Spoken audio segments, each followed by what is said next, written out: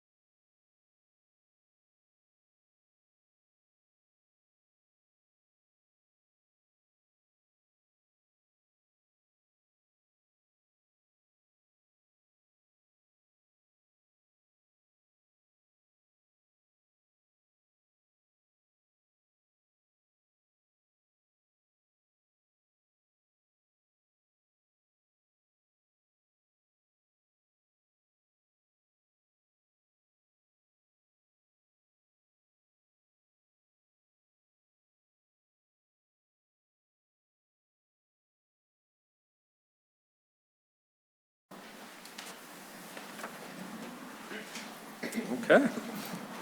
Excellent. Welcome, everyone.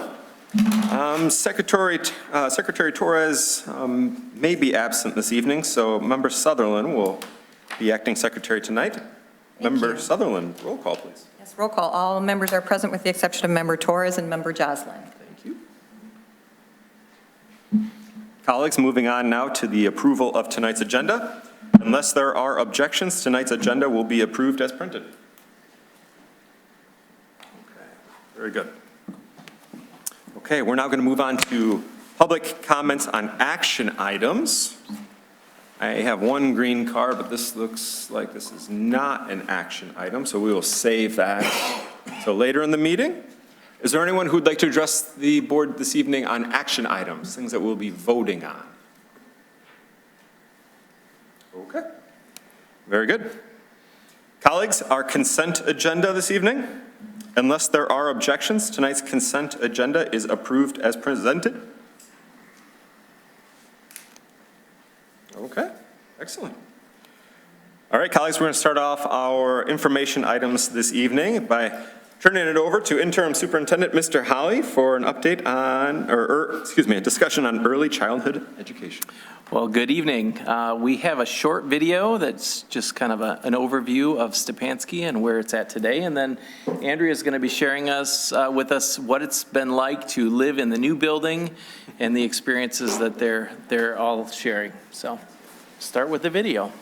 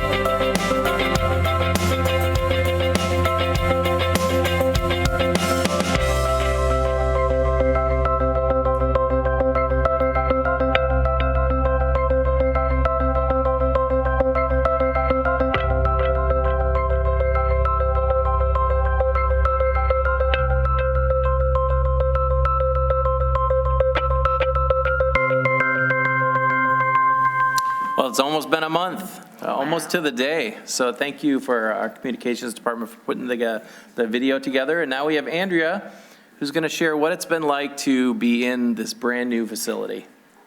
Good evening. It has been such a momentous start to the year. We have started off here with our new building and all the new possibilities that it's brought us. We have increased our early intervention and learning opportunities. We have more innovative learning experiences and expanded adult growth opportunities. So I'd like to share that with you.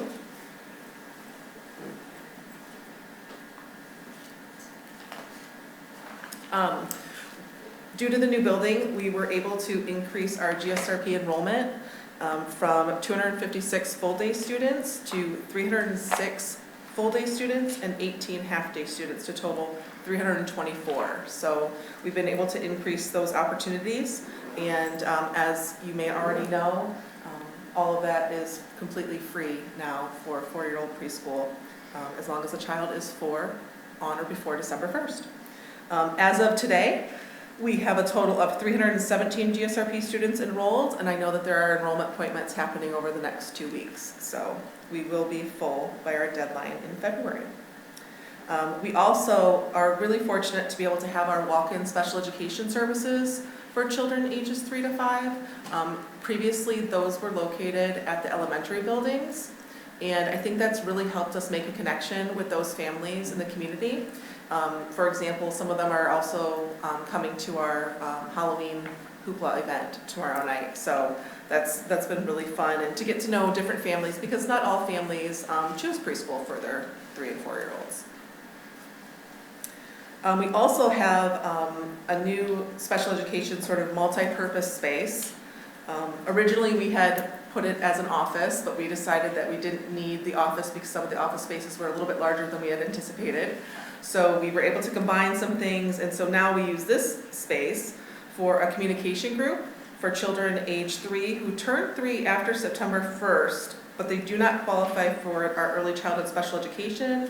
So they come in twice a week for an hour and a half, and they work with a team of our special educators there, just to get them some extra communication skills and kind of prepare them for school for the next year.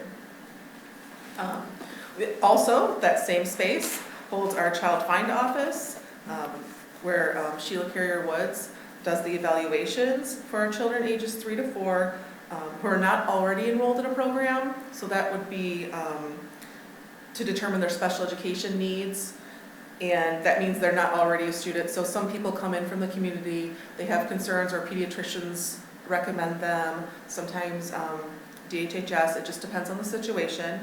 And already this year, she has completed 20 evaluations, and 17 of those children have qualified for special education services, primarily speech and language. We're finding a lot of speech and language needs. Typically, on a given year, we have 60 to 70 evaluations that she will do. Early on service providers also utilize the space if they're unable to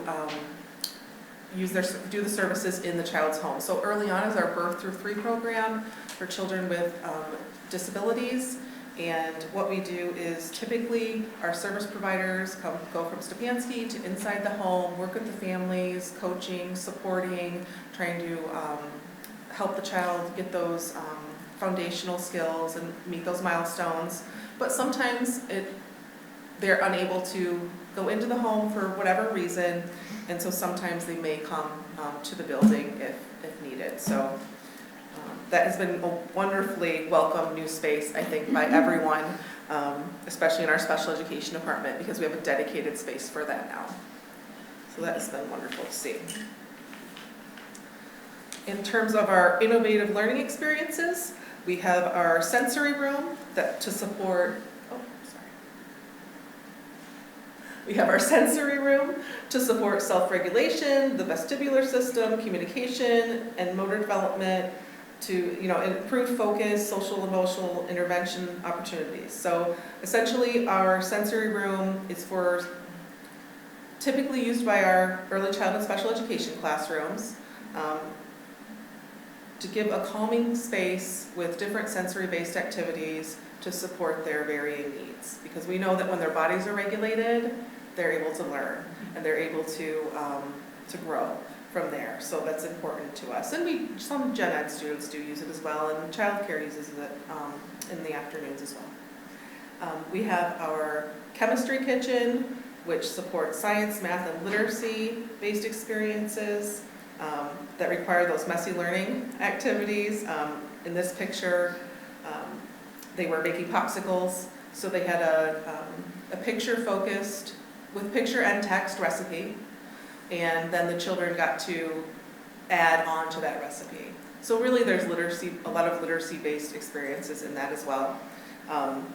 Not all classrooms have had the opportunity to get in there yet, but I know they're going to, because it's the first month of school. So we kind of want to get them, regulated in their own classrooms, and then we're going to branch out depending on the class. Then we have our STEM lab to support science, math, communication, collaboration, and creative learning opportunities. It just provides a variety of learning opportunities for either small groups or the work time, which is also known as choice time, I guess we could call it. Really cool space. We have woodworking opportunities, we have maker space, we have a variety of science tools available for the kids to explore.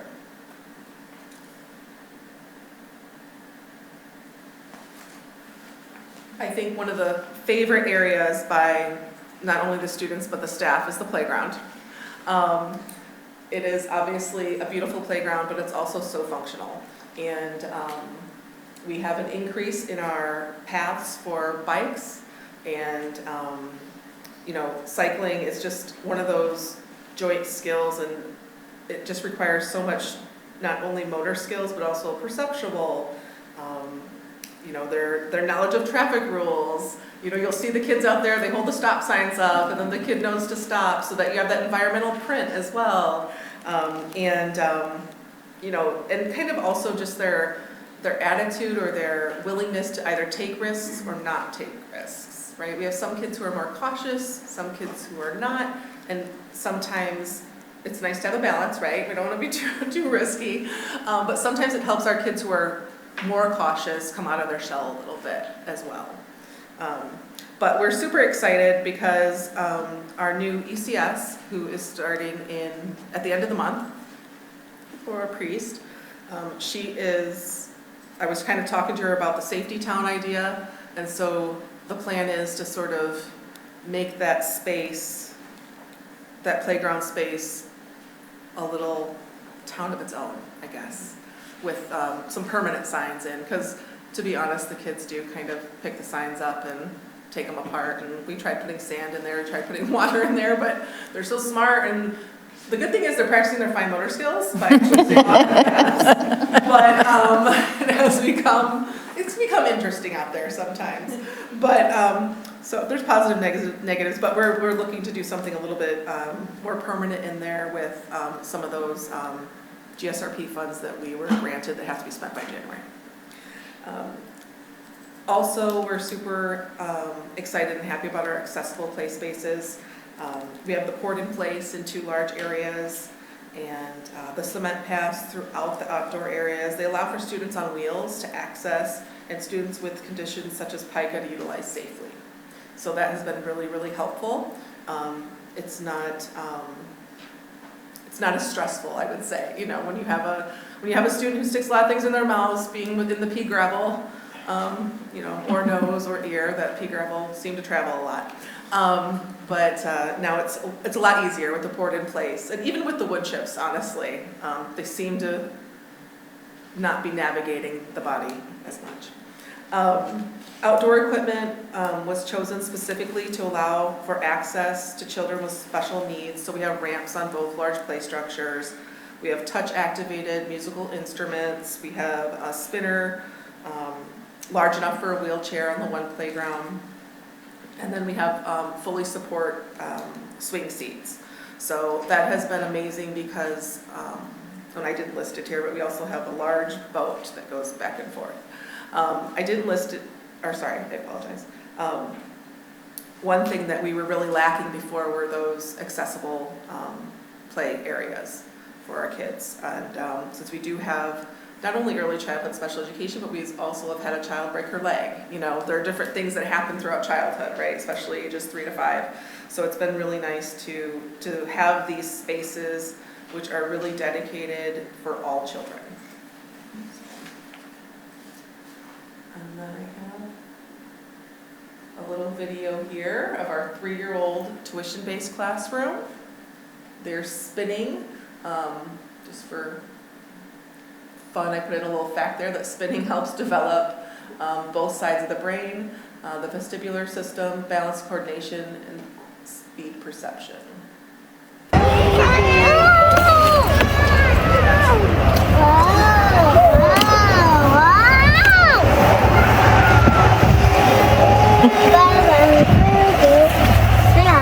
Are you guys having fun? Yeah. Yeah? What's your favorite thing about this playground?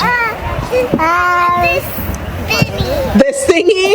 Yeah. Oh, that's so fun. Yeah. You like spinning around? Yeah. I love spinning. Oh my gosh. I think their teacher told me that they'd probably spin all day if she let them. Especially that group seems to be the spinners in that class.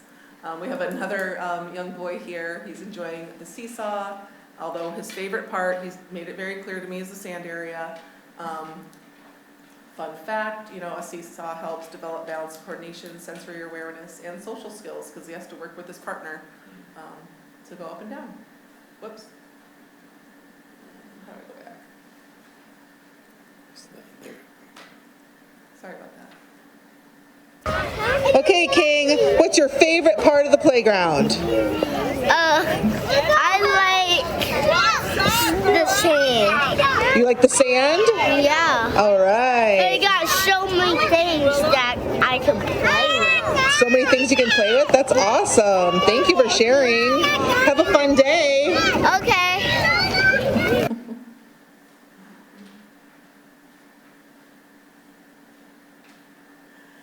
Also, another benefit that we have found with our new building would be the expanded adult growth opportunities that we have and that we plan to have in the future. So part of that would be our parent meetings in person. Now, I will say we had one on Tuesday. It was a little bit more crowded than I thought it was going to be, so which is amazing, awesome. We had about 90 people, I think. And we had the book fair on the other side, so we couldn't open it up, but usually we would have the wall open, so we'll be good to go for the future.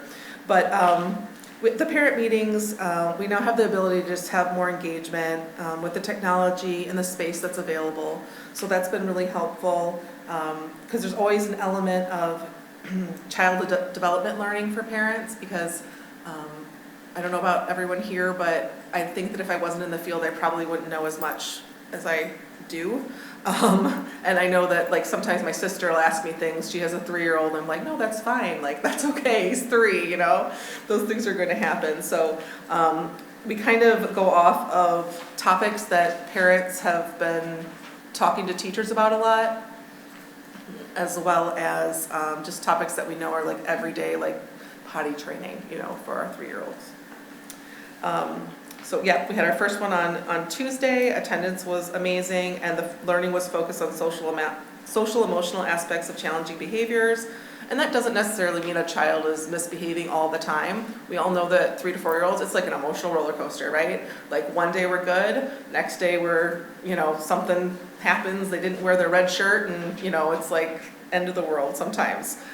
Because they're learning, right? They're learning how to navigate their emotions. So that was what our presentation was about, that our social worker, Elizabeth Mattinson, and one of our GSRP teachers, Kelly Breen, gave. And they also talked about self-regulation and just problem solving at home as well. Because our goal is always to have children leave us being able to problem solve with peers. So if we can get that going on at home too, it'll make it all the better when they go on to elementary school and in life, right, in the community. And then planning, in talking to my family advocate and some of the other staff, we would love to do some more community outreach to involve more families with children birth through 4. So even if they're not enrolled kind of thinking of some sessions, or even if it's just like collaborative talk between parents or grandparents who are raising kids. We want to move forward with that in the future. You know, we're kind of getting our footing this year on the building that we have and the things that we have going on, but we want to do like greater outreach with the community just to support parents and families, and because ultimately that'll support the kids too.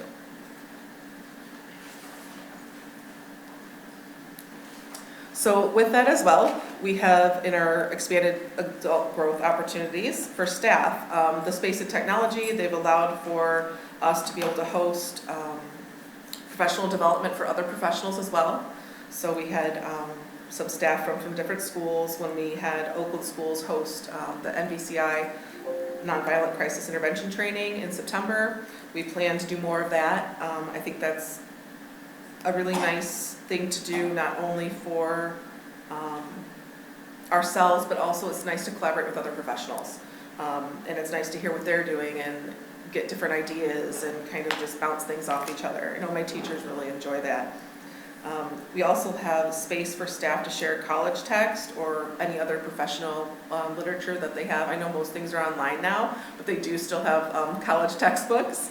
And we highly, in doing, why we do that is the Teach Scholarship. So we highly encourage the Teach Scholarship through NACCE. We have staff right now who are currently attending classes for their associate's, bachelor's, and master's degrees. And currently, you know, we have only 12% of our staff have masters, but in 2 years, because most of them started last year and were able to receive the scholarship, and I know there's like 2 more who are applying, we should have 21%. So it's really, what I personally like to see is I like to see people grow, you know, and I think that the group that we have in having those college texts and just letting them know, like, you don't have to buy all the books, like, you know what I mean, we'll help each other, you can borrow it, put it back, whatever you need to do, because that can be very costly. And then we're looking forward to a Stepanski version of like peer-to-peer professional development and learning opportunities, open for educators far and near. We plan to do that for the future. I remember years ago, and some of the staff went to it as well at Oakland Schools, they had, Oakland University, they had an event where teachers could go and learn from each other. And I think that's one of the most powerful professional developments I've ever gone to. And I know some of the teaching staff had gone to it as well, because we've talked about that. We've talked about doing something similar to that. So we're excited for that. I'm working on that with my early childhood program specialist. So stay tuned. More to come from Stepanski.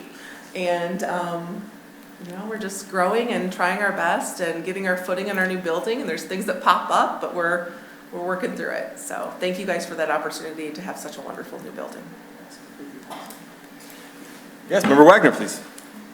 So I know we saw the numbers, and I'm probably going to put you on the spot, and I apologize. The GSRP numbers, do you know what the overall numbers of the students in the building are, including tuition-based, Head Start, early on, by chance? I can separate it out by programs because that's just how my mind works. Okay. So we have our GSRP that is full at 324. We have our Head Start, which is now has to be full at 80. It was 85 before, but OLSA, we are the delegate of OLSA, so they dictate that. And they now are saying 16 per classroom, not 17. So it'll be full at 80. We are at, I think, 67 right now. And we have, I think, at least 5 enrollment appointments coming up in the next 2 weeks for that. And then we have in tuition-based, we have 34 total, 17 being half-day and 17 being full-day.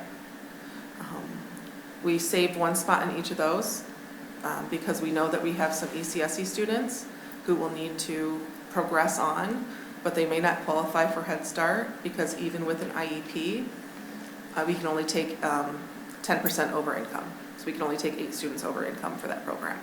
So it's a little bit tricky, but, and then in our ECSE programs, our early childhood special education, we have 36 students right now.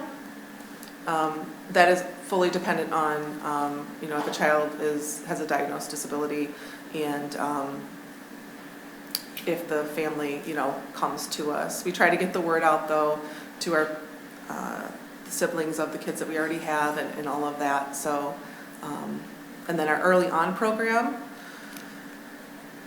that's a tough one. I'm so sorry. I knew I should have brought the numbers, actually. I know, sorry, I've totally put you on the That's okay. spot. Our early on program, by the end, so the same with early childhood special education, like it'll grow as the year progresses. That's normal for it to grow as the year progresses because there are kids constantly coming in for evaluations, constantly. Parents are deciding maybe like they didn't want, like we just had a family who just thought they wanted to just do ABA. And so they dropped, but now I know last week she was calling us and saying, hey, like that, maybe I want to come back. Like he should, I should probably put him back in your school. So we have a lot of those situations when it comes to our early childhood special education. So typically we have, I would say, 8 per class. Like about 48 students in our early childhood special education, but we can hold 60. Just depends on the year and how many children fall in that need. And then for, like I said, our early on is usually, I think, about 40 to 60. And that's our in-home services. I hope that made sense. No, it totally did. I just wondered, like, overall, like, where we were at in the building, so, and I knew our numbers were pretty high, and it's very exciting to see. That opening day was just amazing, all the families and everyone in line waiting, and it's a beautiful building, and we appreciate you and your staff and everything that you're doing, and Thank you. it's amazing. Thank you. Member Sutherland, then Member Patricia, I'll please. go before. She's going to say something nice. I'm gonna say something, no. I'll go. Go ahead, yeah. Yeah, I'm going to go before you. You Please, say good please, go ahead. things. Because you're talking about the seesaw. That seesaw, that's just a little bouncing pole. That doesn't build trust.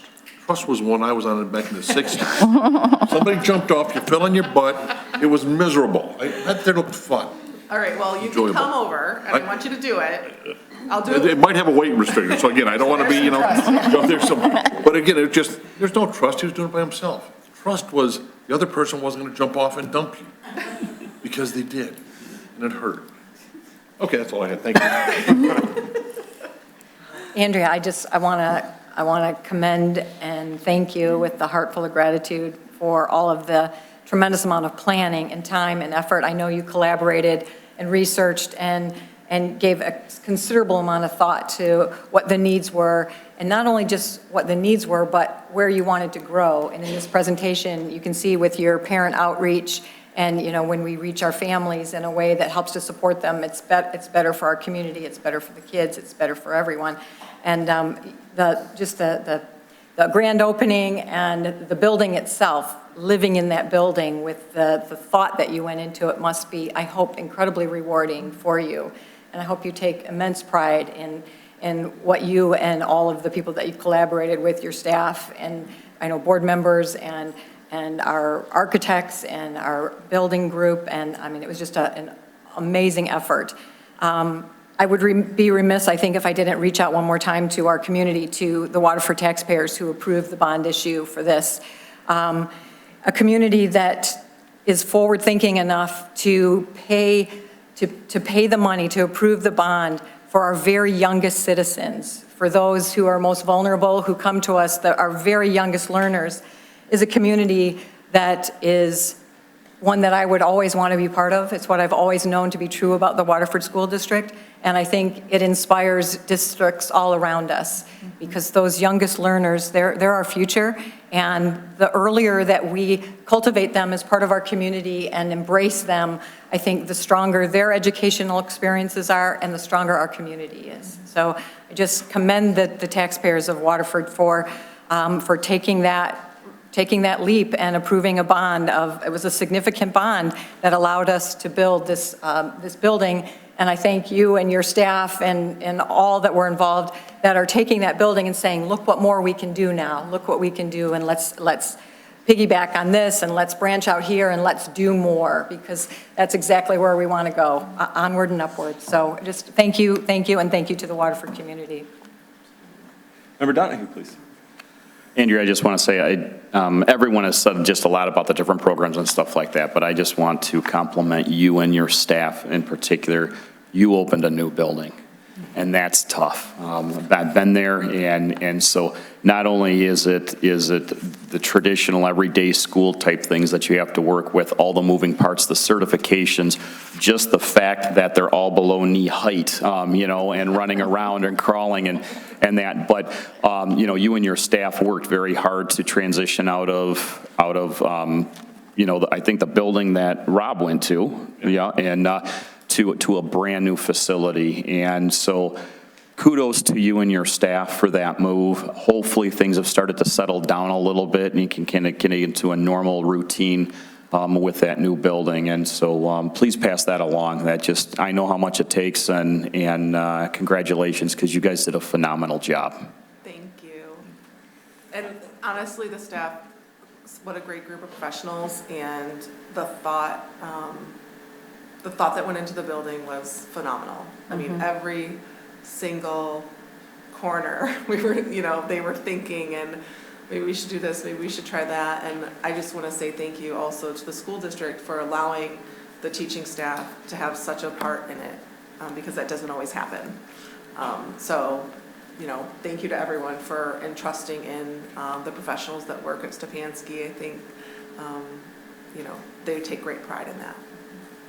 One thing that's so remarkable in your presentation, Andrea, is that Stepanski for so long was a great school, and it served as a kind of informal community hub for young families. But this building allows us to do it in a more formal and an intentional way, as he pointed out, which is so exciting. And my little brother, my niece goes to Stepanski, first class. And my brother and sister-in-law moved into a new subdivision in Waterford, and so they don't know their neighbors yet, but they walk. Their dog Gunner, they go on family walks, and Emerson is now sort of sees other kids, and then they stop and stare. And then my brother David and my sister-in-law Lindsay say, "Stepanski, Stepanski." So now they have, again, it's building community, and that is so important. And again, Emerson is my brother and sister-in-law's first kid to go to school, and they were so worried,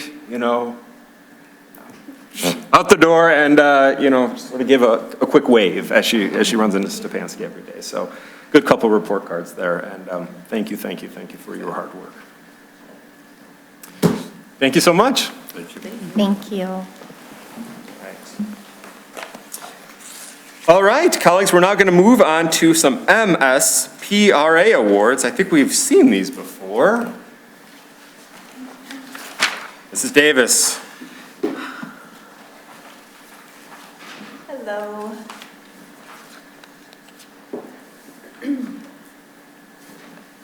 Good evening, Board of Education and our listening audience. My name is Sarah Davis, and I'm the Director of Communications and Community Relations for Waterford School District.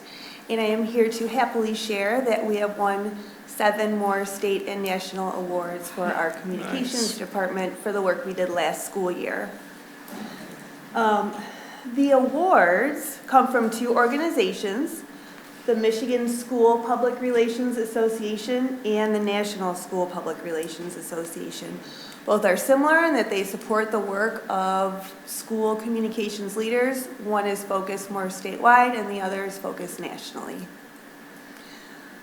So first, our Future is Bright video series received an award of merit in the video series category from the National School Public Relations Association, and then an award of excellence in the video category from the Michigan School Public Relations Association. In this video series, we interviewed 3 of our students about how being a Waterford School District student ensured their bright future. The videos debuted at the annual State of the Township address to showcase to our community, and are now on the district's YouTube channel, where they have garnered over 950 views total. The goal of this project was to spread positive awareness of the opportunities available to our students at the school district, and I believe that this campaign successfully did that. Second, our Points of Pride brochure received an award of merit from both nationally and statewide. As a reminder, our Poise to Pride was a special publication put together with input from all of our administration about what the different quote-unquote bragging rights are of the school district. We felt it was important to provide our families with the district's highlights at each level so they knew what to look forward to for their child at different grades as they went to different grade levels. These brochures, which are uniquely shaped so it's not just like a regular flyer that you get, are made that way to stand out, and were handed out at several different community events as well as are available at every school. Next, we received 3 more awards of merit statewide. One was for our WSD Billboard campaign, where during the months of November 2023, April 2024, and August 2024, we had a billboard up on M59 West advertising our school district. And in some cases, we still have a billboard up on M59 West advertising our school district. I get to wave to her every day on my way into work. Anyway, the goal of this project was to bring positive awareness of the school district to places outside of our normal marketing area, so that other people can know about the great things going on in the district. Our We Are Waterford DEI social media campaign also received a State Merit Award. This project began as an offshoot of our larger DEI committee. We formed kind of a sub-communications group of staff and parents that just wanted to focus on DEI communications specifically. And we came up with the idea to create a social media campaign that ran regularly. So we would post once or twice a month about DEI-related topics, and then we would connect those posts to either Waterford Township or the school district, whatever kind of local facts we could get. So for example there, I think November is Native American Heritage Month. So we talk about how they had a profound impact on the way Waterford Township lakes and landmarks were named. I know for Hispanic Heritage Month this past year, we recognized our ELD team and talked about the services they provide to all of our students. So we figured if you can connect it locally, more people will pay attention and understand the importance of the diversity within our school district. And then last, our WSD, there was some more posts we did. And last, our WSD Voice podcast, again, picked up another award in the audio podcast category for the last episode we did last year, celebrating the 23-24 school year, where we interviewed some of our graduating seniors about their plans for the future and how WSD has prepared them for success. Since fall of last year, the communications department has been honored 17 times at the state and national level for exemplary work. And so I wanted to give a shout out to the team who is responsible for that. Jane Kelly, our video production coordinator, who's way in the back right now.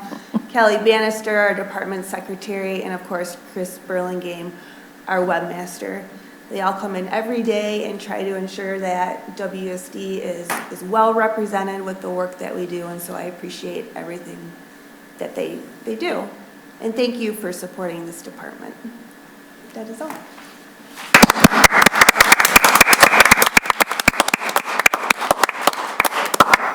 Member Wagner, please. I just would like to say thank you, especially not just as a board member, but as a parent. Your department has done such a wonderful job of getting our story out there and in so many unique ways, and not just your typical print or on Facebook. It's great to see the podcast. I love that we're on Channel 22 more. You know, it's nice to be out in the community and have people, you hear the buzz, you hear people talking about the things that are going on in the school district. I mean, everyone loved everything that happened at Stepanski. That was such an amazing thing to put on. I get to wave at that billboard every day on my way home from work, so it's super fun to see that. But as a parent, it's just really nice to have the positive stories, because those are the stories, that's who we are. The stories that we're getting out through all these campaigns, that's who our kids are, that's who our community is. You have been able to capture that and really help us bring that forward. So I really appreciate you and your department and everything that you're doing, and I can't wait to see all the fun things that are going to happen this year. So thank you very much. It's very appreciated. Yes, Sarah, that's 17 awards among a team of 4, a mighty team of 4, winning that many awards. Thank you. And again, this is these award-winning sort of initiatives are part of a larger, I mean, the sort of alumni series on Facebook. I love to read Oh, that. I know, I love the alumni. And just the capturing of the day-to-day experience of our students and staff and community. So congratulations. Thank you. For all you do. Amazing stuff. Amazing stuff. Thank you.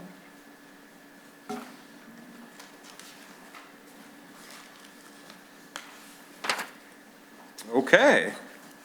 We're now on to another information item, our School of Choice 25-26 resolution. And I think, Mr. Holly, you are serving as the point person on this one?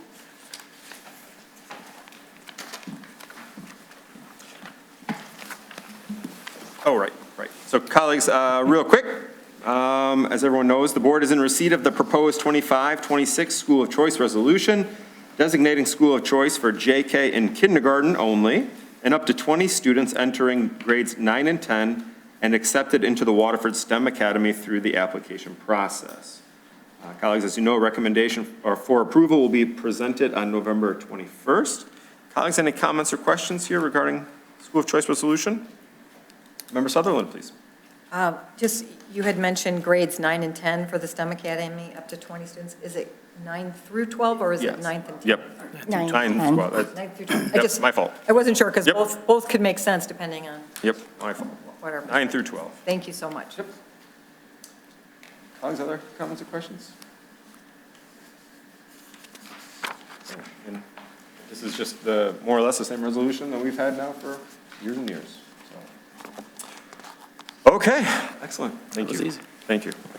All right, colleagues, let's now move on to our tentative agreements for MESPA 1, MESPA 2, MESPA 3, and welcome up Mrs. File. Thank you. Welcome. Thank you, Board of Education. So I have before you for tentative agreements for 3 of our groups. This is for the 24-25 school year. And each of the employees who have not received a step already will receive a stipend paid in 2 parts in the months of December and in May or June.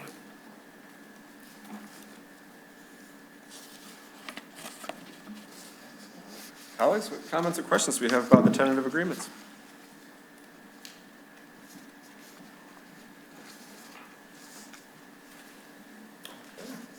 Excellent. Well, thank you, Mrs. File, for all of your work, and thank you to our MESPA 1, 2, and 3, our amazing groups here for ratifying this, these agreements. So, all right. Thank you. Thank you. Excellent. Colleagues, let's now move on to information item E. This is an information item regarding an easement, a water easement. And we have Ms. Sandy Elka here, and I think Dan just stepped out for a second, so. Yeah, he just escaped, I can understand. So I'll just do a little bit of preface, because he is going to give you a little bit more information about how we got to where we were. But what we have is, we have one more easement. It is the final one for Stepanski. This one is with the township, so we were able to complete all the construction and everything. We didn't have to wait on that like we did with the other easement. But the highlights is that the way we designed the easement allows us to continue operating the building regardless of if there is a repair or a break on the airport side or the Campbellgate side. So that is certainly an advantage for us in that case. The other thing is that once you approve the easement, the township will be paying for maintenance, repair, and replacement of that water main. It will not be our responsibility at that point. As well, wait for Mr. Jerome. Looks like we have renderings in our packet as well. Correct. This is the path that it's taking, and of course, it's a little bit different than when we had for the old one, because the old one was in that one corner that's right on the corner of Hatchery and Airport. So When we moved the building back, we had to, of course, move the water main back with it. And also, the water main is a little bit bigger than what we would have had originally, because we also have a sprinkler system in this building, which is one of the first, I think, we have across the district, that's in the entire building. So that did give us a few advantages with how we did doors. So a lot of times our doors have to be fire rated. Because we have the sprinkler system, it allowed us to do a few different things with that, with the design. So it did give us a lot of advantages, not to mention just, of course, having a sprinkler system in a building always makes you feel a little bit better for the students that are there. So, do you have questions that I can maybe answer before, since? That went fast. Perfect timing, just. We've been worried sick about you. Yeah. I thought I had a chance to step out for a minute, I apologize. Well, hi. We waited for you. Hello. Yeah, that's Hello. okay. So you may or may not know, we're talking about a water easement. So I'm back again with another easement, huh? So the diagram, have you covered anything yet? I've covered it all, so Okay, please good. tell them how we got to this point, so. Oh, well, we get the line in red that goes across the site is where your water main is that feeds the property. It connects the water main on Airport Road to the water main on Campbell Gate. And the little stubs that come off the red line are where the fire hydrants are located along the front of the building. And the two orange lines that actually branch off though, those are not part of the easement. Those are the domestic water feed and the fire protection sprinkler system feed to the building. You can see that it's over in the upper left-hand corner. It goes to where the receiving entrance is, if you're familiar with that. So it's pretty straightforward. You know, the idea of the water main going all the way across the site and connecting to Campbell Gate, that's a great feature of the property, that we could do that. If there's ever a water main break anywhere, a water main repair that's happening, you don't have to worry about the building being closed down because it gets its water from two directions. It also maintains better water pressure throughout the building, so it's really a great solution when we can provide that loop across the site. It's a big benefit. The easement itself is very straightforward, unlike the previous easement. This easement, the township is responsible for repair, maintenance, everything to do with the water main. And they do this because it serves the fire hydrants, it serves the fire protection systems in the building. They want to make sure that those things are always operational and running properly. So that's why they put these easements in place for water mains. Comments, questions? Member Donahue, please. So just for clarification, this is already up and running Yeah. at this point in time. So this is just kind of like an after the fact of, okay, just clearing out the paperwork. We and you have a really good relationship with the township, so they're not like, oh, you have to hurry up and get the storm. Gotcha, okay. Nothing like that. Okay. All right. Good. Member Pachulia, please. So did we pay for all of this? The water main? Yeah. Yes, you did. Because again, we could have hooked it at one end and been done, but this was required, or why did we put a water main all the way across? Because again, if a water main goes out just farther down the road, just because, you know, two different spots, it could take out the whole thing. I think there's only one water main running down Airport Road. Yeah. And it probably feeds over to Campbell Gate, so if it goes down up there, we're gonna lose it on both sides. Yeah, so the fire hydrant locations are dictated by the National Fire Code, and we needed the 3 fire hydrants along the front of the site. So, you know, we were gonna have water main going all the way across within 40 feet, 50 feet of Campbell Gate there. So we recommend that little extension because it gives you that opportunity that you don't have to worry about a water main break or repair shutting your building down. So that extra 50 feet we feel is well worth the, you know, that backup all the time. And like I said, better water pressure. If you've ever been at the end of a water line, it's a bummer. Kind of across the street, so it's, I don't know, but, how large is that pipe? It's an 8-inch pipe. Just 8 inches all the way across there. Any idea what it cost us? I do not, we did not separate that out from the site work package. Okay, I don't think I want to know anyways. Colleagues, any other comments or questions here? Member Sutherland, please. So this easement, the township will own that strip of land? Is that how the easement works? They own the water main and. Underneath the land? Underneath it. The easement is just that you can't build anything on top of it. But if something were to happen and they had to dig up the parking lot that is on top of it, or do they repair that, or do we? If it's in the easement, it's theirs. If it's out of the easement, it's yours. So the water main's about between 5 and 8 feet deep under the property, so.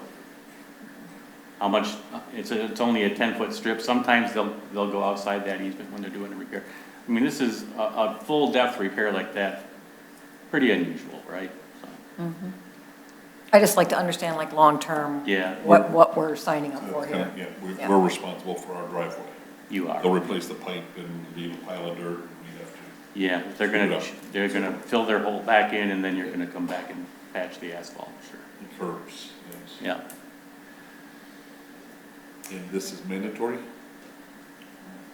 Yeah, So it's government work. it is. We don't have a choice. Here, you read this? Yeah, like I said, once you have fire hydrants and a fire sprinkler system, this is standard operating procedure. Sounds like road commission. Colleagues, what other comments or questions? Thank you, Mr. Jerome, appreciate you. Thank you.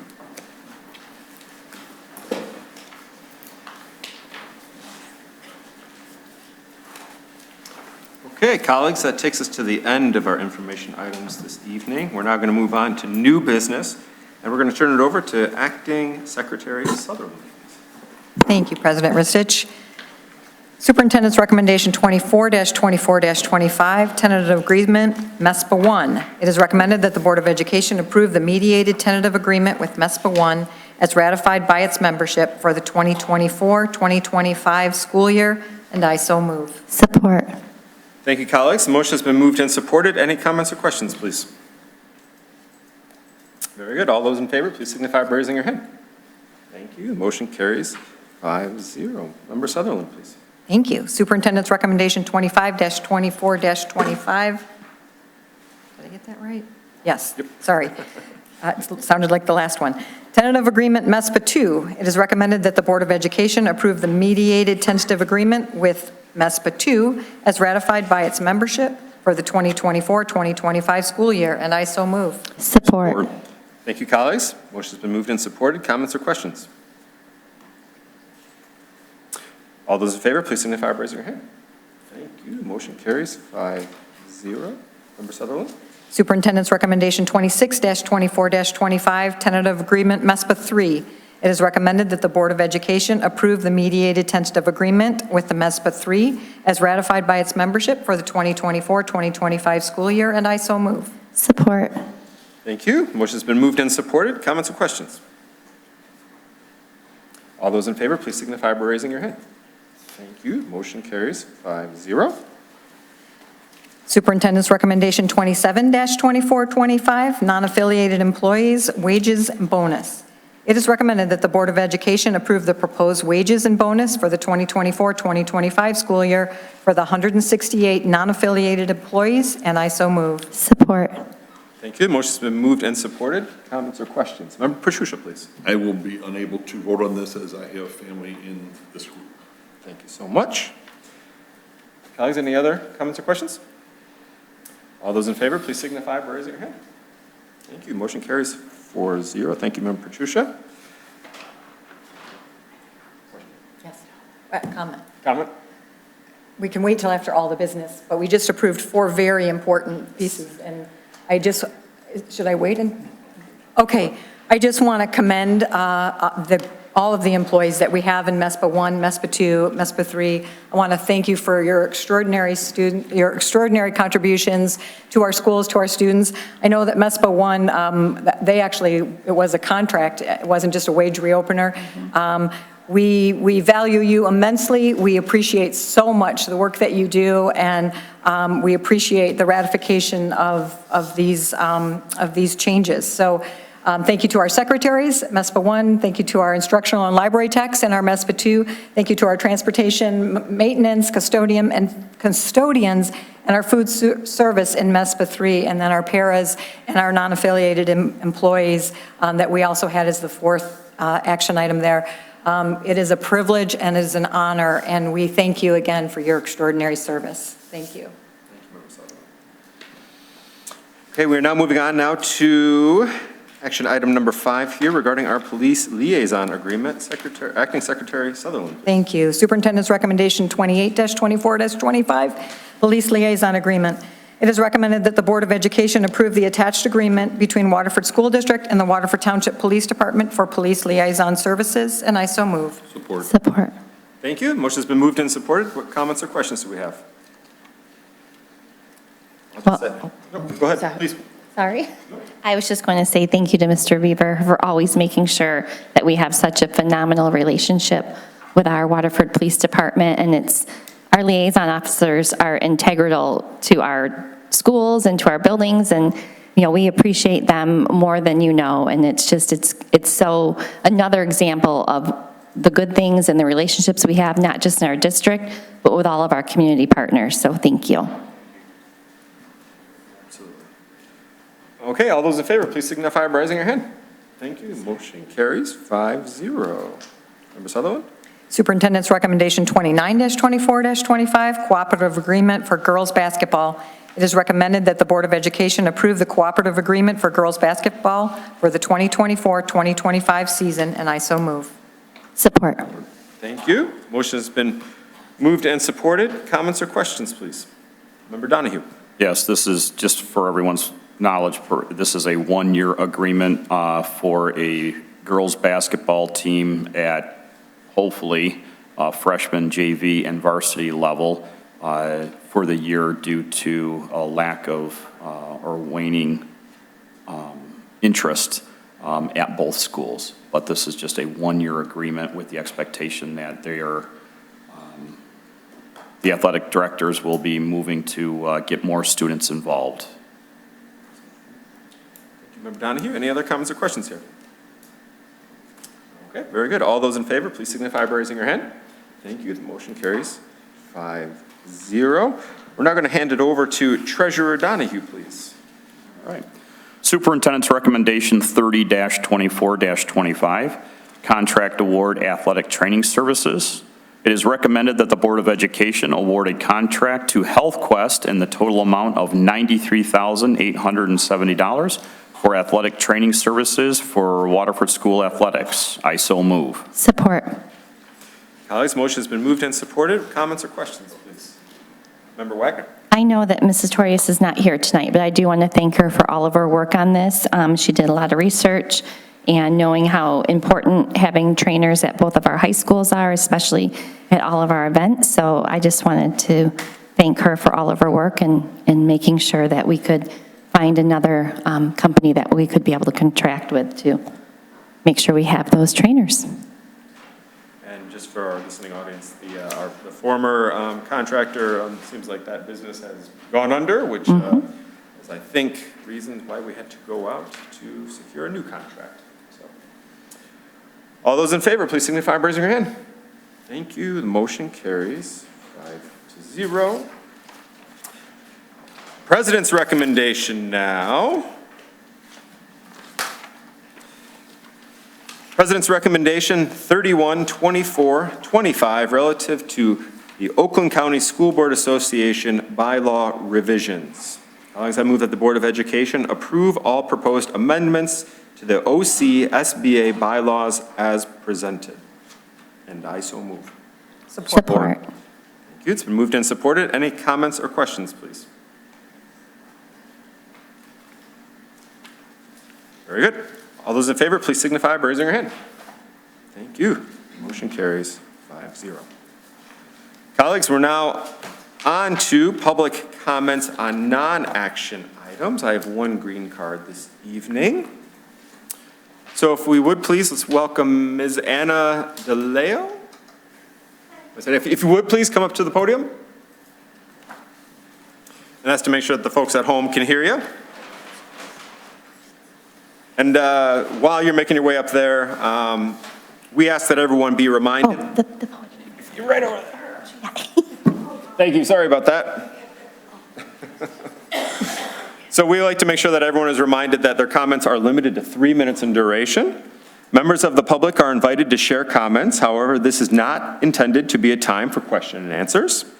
And lastly, participants may speak only once on the same topic and are asked, of course, to avoid statements that are personally directed, abusive, or obscene. So, welcome. Hi, my name's Anna De La O. I'm born and raised in Waterford, went to Kettering. My mom, Sandy, was a counselor at Kettering for several years.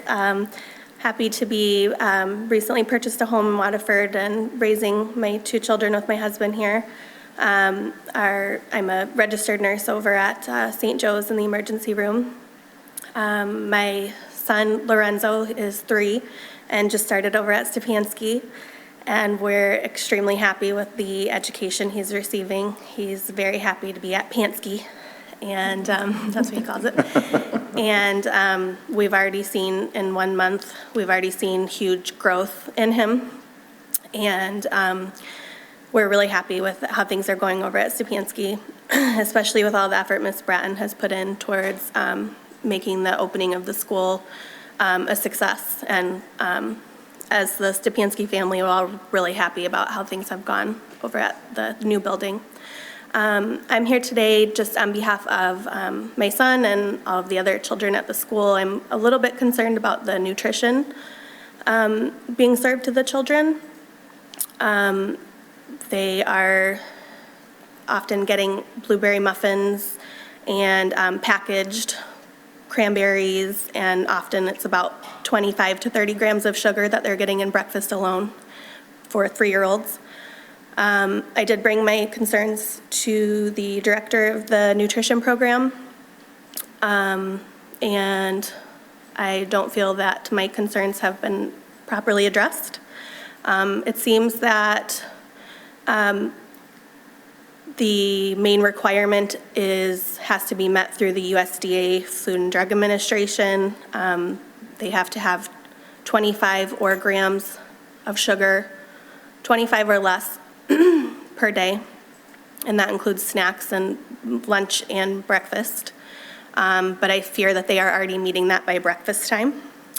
I've worked really hard to not give my son a lot of sugar and instill healthy eating habits, but I am concerned about that, and I would just like to see a change. Well, thank you so much for coming here tonight and for letting us know. And in these cases, what we do is we pass this on to the superintendent, and the superintendent, I imagine, will follow up. So we appreciate you being here tonight, and congrats on that new house. Thank you. Congrats on that new house. Thank you so much for being here. Is there anyone else who would like to address the board this evening? Yes, please.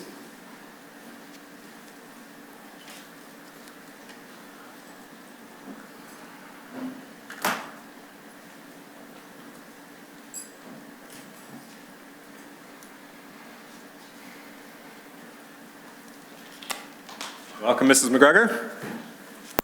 Hello. November 13th of 2023, Sandy and Scott came to the township workshop and talked about taking over the senior center, which for 50 years you did a phenomenal job. It should have never been in the hands of the school district, but it was. Can you help us as we're moving forward, making sure that the employees of the school district till the next year that they are safeguarded? Yesterday was a closed session on how many employees would be kept or saved or put into place. Nobody knows because it was closed session. But the township, this is their responsibility. They keep referring back to the school district. Again, our district has done a phenomenal job. They should have never had it to begin with.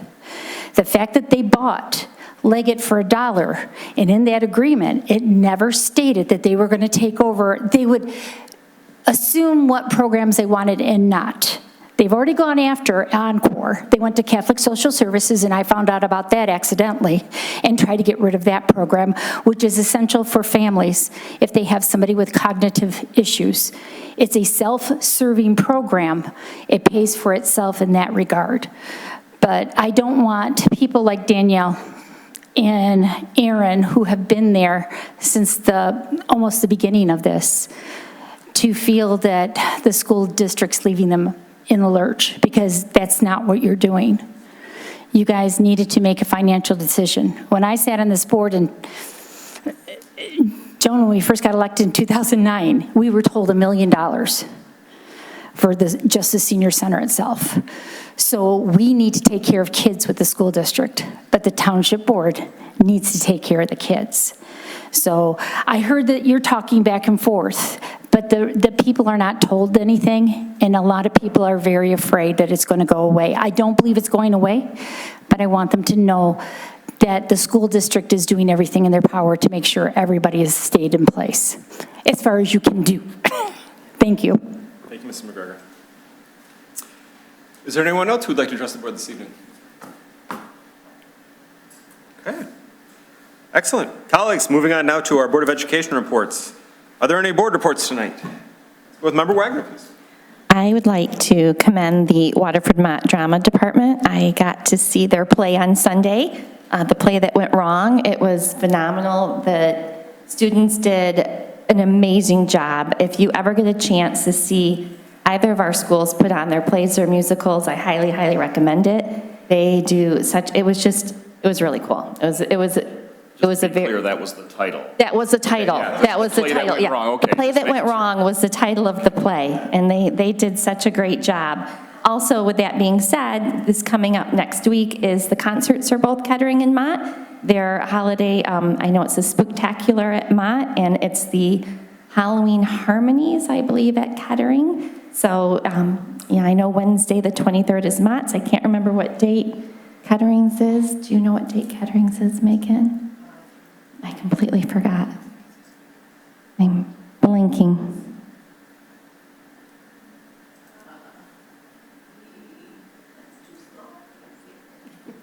Well, it's next week. You can go on our website and check it out. But both, really, I highly recommend checking it out. I know that Mott usually has a trunk or treat prior, so they're just both really great events, and it's a great way to highlight, our students and all of their talents. So check them out. Did you find it? Oh, it's tonight, so you can't see Kettering, but you can see Mott. That was all.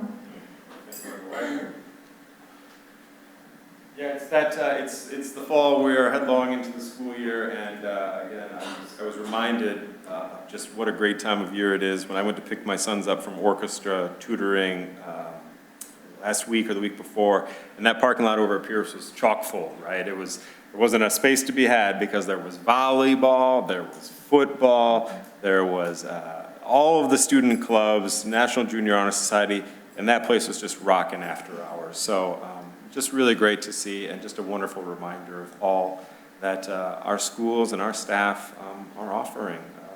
Because again, the future is bright here in Waterford.